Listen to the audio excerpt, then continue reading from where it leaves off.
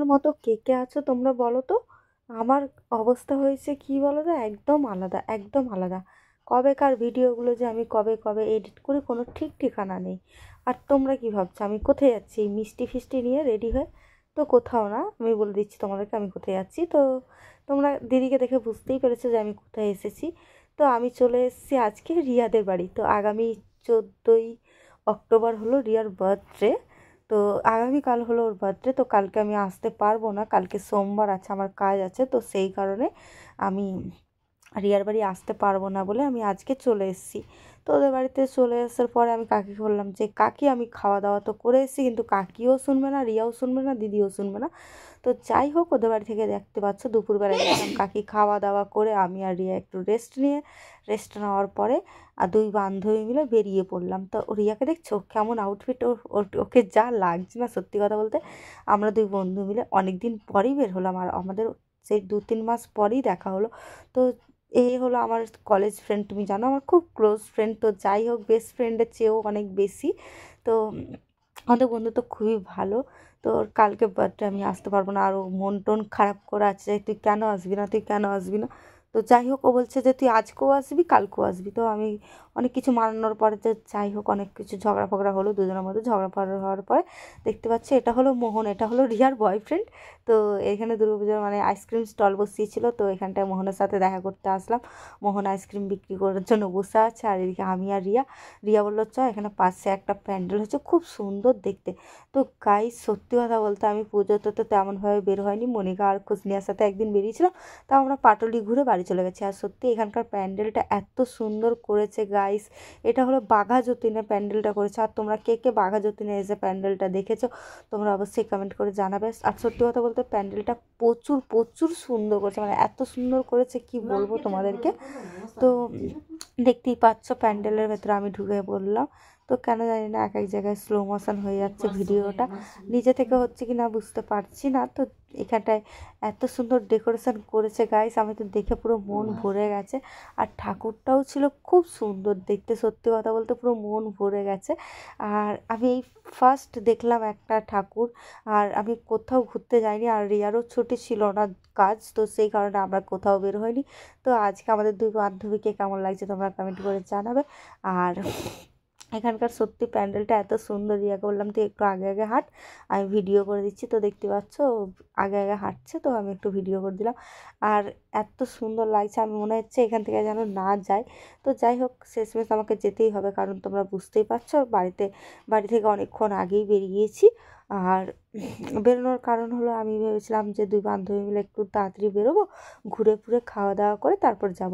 আর ওর যেহেতু কালকে বার্থডে আছে, তো আমি ভাবলাম কালকে তো ওর বার্থডেতে আমি আসতে পারবো না, তো একটা কেকও কিনে নেবো, এরকমই আমি মানে মাথায় চিন্তা করে গেছি। তো বলতে বিশ্বাস করো না, চিন্তাটা পুরোপুরি ভুল হয়ে গেছে। তো আমি এদিকে চুল ছেড়ে একটু হাঁটছিলাম, বললাম একটু শর্ট ভিডিও করে দেয়। তো আমাকে ও ভিডিও করে দিচ্ছিলো, আর দেখতে পাচ্ছ আর গরমও তেমন ছিল, আমার মেকআপ ফেকআপ তো ঘেমে গেছে, আর তেমন কোনো মেকআপ করিনি। আর এদিকে দেখো মোহন এসছে, মোহন বলছে, রিয়া বলছে রোজিনা অনেকদিন পরে এসে তুই আইসক্রিম খাবি না? তো দেখতে পাচ্ছ ও একটা বাটারস্কচ কি বললো একটা আইসক্রিম, সত্যি কথা বলতে এই আইসক্রিমটা দারুণ খেতে লাগলো, আর তো খুব ভালোই লাগলো। দুই বান্ধবী মিলে খেতে খেতে এখন যাচ্ছি। আর পুরো পুরো বলতে গেলে পুরো ভাড়াটাই রিয়া দিচ্ছে, আমি 1 টাকাও খরচা করিনি। তো এদিকে দেখতে পাচ্ছ ঠাকুরের ভোগ দিচ্ছিলো আলুর দম আর পোলাও। তো রিয়া করলাম খাবি, বলে হ্যাঁ চ খাই। তো দুই বান্ধবী মিলে দেখতে পাচ্ছ একটা প্লেটের মধ্যে নিয়ে নিয়েছিলাম পোলাও। আর সত্যি কথা বলতে পেট ভরে গেছিলো। তো পোলাও খাওয়ার পরে আমরা গেলাম কেকের দোকানে। রিয়া আমাকে বারণ করছে বারবার যে তুই কেন কেক নিলি, কেন কেক নিলি। আমি বলছি না, কালকে তো তোর বার্থডে, আমি তো আসতে পারবো না, চ আজকে তোর কেকটা কেটেই নিবি। ও খুব খুশি হয়েছে, আর আমিও খুবই খুশি হয়েছি গাইস। সত্যি কথা বলতে যাই হোক, কবে দেখা হবে না হবে ঠিক নেই। তো বন্ধুর বার্থডে বলে কথা, আমি ওকে বললাম চ আর কিছু নিবি, ও বলে কি না আমি কিচ্ছু নেবো না, বেকার বেকার তুই টাকাগুলো খরচা করছিস। তো ও কিছুই নিল না। তো যাই হোক, ও আমাকে উল্টে জিজ্ঞাসা করছে তুই কী নিবি। তো আমি বললাম আমি কিছুই নেবো না। তো আমরা দুজনে কেক টেক কিনে নিলাম, কেক নেওয়ার পরে তো দেখতেই পাচ্ছ দুজনে এখন পাটুলিতে যাচ্ছি। তো পাটুলিতে গিয়েই কেক কাটবো। তো দেখতে পাচ্ছ দুজনে আজকে সত্যি কথা বলতে অনেক আনন্দ করেছি, অনেক মজা করেছি। আর আমাদের সত্যি পেটটা না প্রচুর টাইট হয়ে গেছিলো ওই পোলাও আর আলুর দমটা খাওয়ার পরে। আর কি বলবো, আমি রিয়াকে বলছি রিয়া চ তাড়াতাড়ি কেক টেক কেটে নে, কেটে নেওয়ার পরে আমরা বাড়ি চলে যাব। তো তো দেখতেই পাচ্ছে এই দেখো রিয়া আর আমি। আর আমার মুখটা আজকে তেল তেল লাগছে, কারণ কেন বলো তো তেল তেল লাগছে, মুখটা না কেমন যেন মানে মেকআপটা ফাউন্ডেশনটা মেখেছি তো, আর ঘামের জন্য না মুখটা বড্ড তেল তেল লাগছে। আর এদিকে রিয়া দেখতে পাচ্ছ কেকটাকে বের করে নিয়েছে, দিয়ে আমি বললাম প্লাস্টিকটা একটা জায়গায় আটকা, তো প্লাস্টিকটা আটকাতে পারেনি। তো দেখতেই পাচ্ছ এখান থেকে দেশলাই ফেসলাই সব আমরা রেডি করে নিয়েছি। তো দেশলাই খুঁজে পাচ্ছিলাম না, পাশে ওই দাদারে বললাম তোমার কাছে দেশলাই হবে, তো যাই হোক ওই দাদাটার কাছে দেশলাই ছিল, তো দাদাটা দেশলাইটা দিল, দেওয়ার পরে আমরা এটাকে ধরাবো। তো দেখতেই পাচ্ছ রিয়া, আমি ভাবলাম সোনা দেবো, তো সোনা দেবো না, তো সোনা দিলে লোকে ভুল ভাববে, তো আমি রিয়া বলে ওর নামটাই মেনশন করেছি কেকে। আর দেখতে পাচ্ছ এটা জ্বালাতে গিয়ে গাইস কি বলবো, দেশলাইতে রিয়া বলছে দেখবি আমি বিড়ি খাবো বিড়ি। তো ওর এখানকার ভিডিওটা তোমরা দেখো, দেখলেই তোমরা হাসবে আর বুঝতে পারবে। দেখো সিগারেটের মতো অবস্থা করবে যে দেখবি আমি বিড়ি খাবো বিড়ি, আচ্ছা ঠিক আছে তুই খা।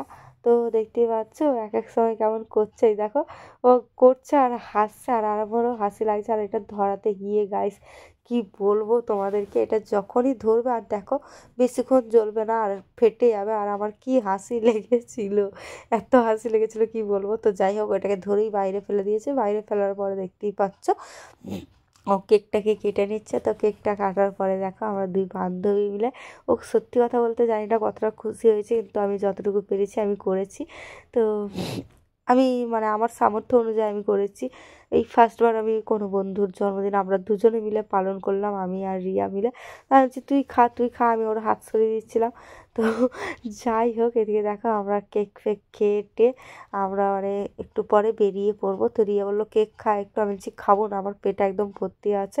তো দেখতে পাচ্ছ ও কেকটা কাটার পরে ও বলছে যে কী করবো, আমি বলছি তুই এটা বাড়ি নিয়ে চলে যা, কিছু করার দরকার নেই।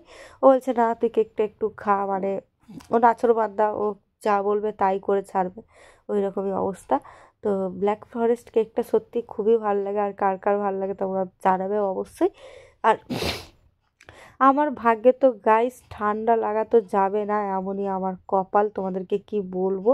আর দেখতে পাচ্ছ কেকটা খোবলা মেরে কেটে দিয়েছে, কেটে দেওয়ার পরে ও ওই আটকে নিচ্ছে। আর সত্যি কথা বলতে পাটুলি এই জায়গাটা এত সুন্দর লাগে, কোথায় কোথায় থেকে না লোক আসে বলো তো, এত সুন্দর একটা জায়গা। আর সত্যি ঘোরার জন্য এখানে খুবই পারফেক্ট আমাদের যেটা মনে হয়। আর সব যে যার মতো, এখানে অনেক ফাস্টফুডের দোকান আছে। তো আমরা বললাম যে চ কিছু খেয়ে নেবো, তো রিয়া বললো চ খেয়ে নিই। তো আমরা ফার্স্টে কী যেন একটা খেলাম, মোমো খেলাম, ওটা ভিডিও করতে পারিনি। মোমো খাওয়ার পরে বলে কি চ এখানে একটা ককটেল পাওয়া যায়, তো যাই হোক এটা কী নাম বলে আমার মনে নেই। তো এটা আমরা কিনে নিলাম দুই বান্ধবী মিলে, তো কিনে খাওয়া শুরু করে দিয়েছি। দেখতো ওকে আমি বললাম যে কী রে কেমন খেতে, বল কি আমার তো এটা ভালোই লাগে, বেশ ভালোই খেতে। তো আচ্ছা ঠিক আছে তো ভালো লাগে তো খা, তুই ভালো করে খা আমিও খাই। তো দেখতে পাচ্ছ দুই বান্ধবী মিলে নিয়ে নিয়েছে, আর এই যে খাচ্ছি। ও এদিকে দাঁড়িয়ে আছে, এদিকে আমি দাঁড়িয়ে আছি। আর সত্যি কথা বলতে গাইস আমার পেট পুরো টাইট হয়ে গেছিলো।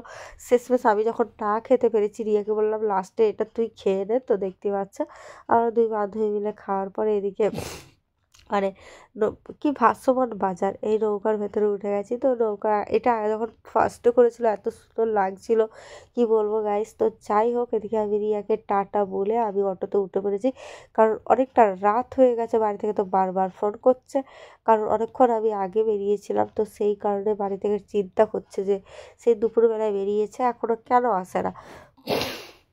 তো দেখতেই পাচ্ছ আমি এখানে গড়িয়ার অটো ধরে নিয়েছি, গড়িয়ার অটো ধরার পরে একেবারে বাড়ি চলে গেছি।